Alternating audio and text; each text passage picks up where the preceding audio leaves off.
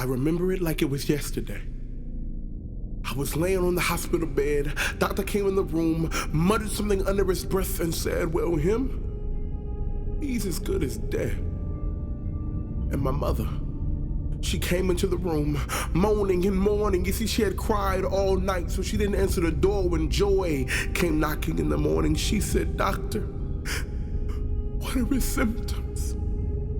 And the doctor chuckled again, flipped to his clipboard and said, well, ma'am, he has sin in his system. And the sin has gotten so bad to where it's got into his legs and he can't stand. Crippled by his own wills, now he's trapped in a wheelchair. You can search his whole life, but you won't find God's will there. Because God to him, no, God to me was about as useful as a spare. The sin left my legs and made their way into my intestines like no progress, no change. It was like going to a restaurant, having the greatest time, tipping the waiter $1 and saying, here, no change. And ain't it strange? I will go to God's house and do the exact same thing, pretend to give God all the glory and the praise, but walk out those doors with no change. So the sin stopped in my heart on its way to my brain. You see, love left because lust was home. I refused to put away childish things. I would take women's hearts and play patty cake. And in between the sins that I would contemplate, rearrange the room, light candles and set dates. I would perfect the art to how to physically, mentally, and spiritually masturbate till God caught me with my pants down, screaming, Master, wait! But sin chokes hope.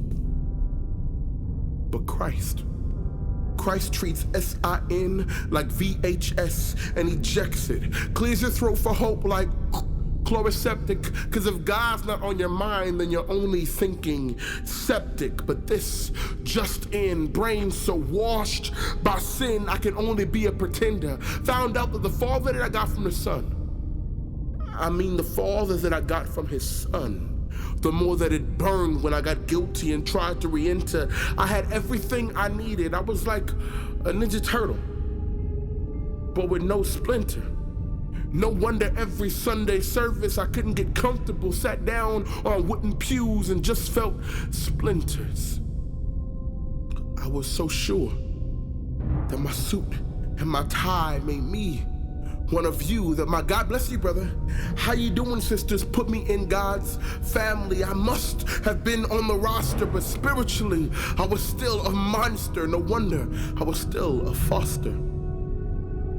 And right before they pulled the plug, a man bursted into the room. He said I could save him with love. They inquired how much, a quart or a pint. He said to save him, to save them, to save men, it'll take all of my blood. So he urgently came down through 42 generations perfectly and prepared himself for spiritual surgery. He took his word like a scalpel and cut me open, took out this heart that was weary, wounded, and broken, and gave me a heart of flesh that could respond to his word, and now I know who to hope in. He took his word and blended it up, poured it down my throat like prune juice, to clean me out. All those stoppages and blockages and that unforgiveness from 2 years ago, and that person who could call me that I would never return their call. He said, Alex, if I'm gonna come into your life, I want all of you. So if I'm moving in, get rid of all your old furniture.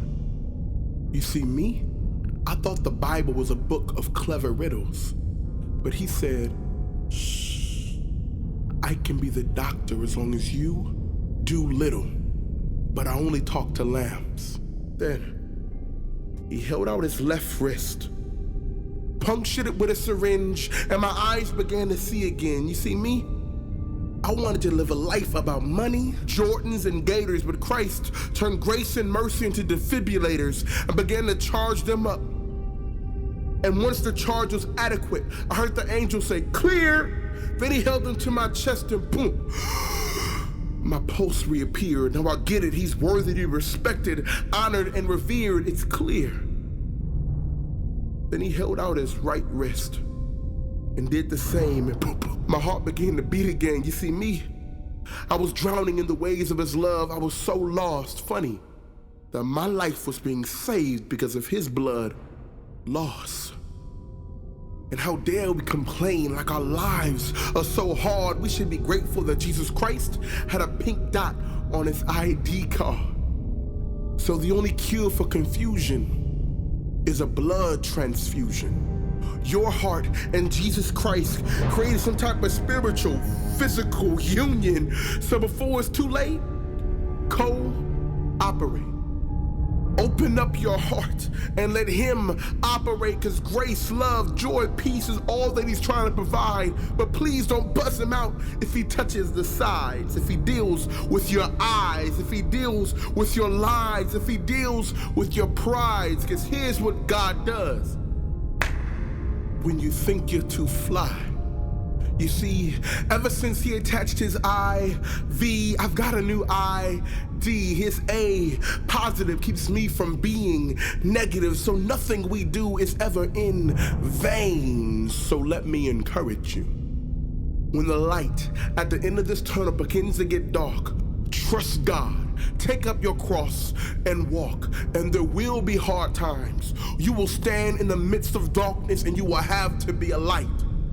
But in those moments, find yourself a mirror and say to yourself, a blood donor saved my life.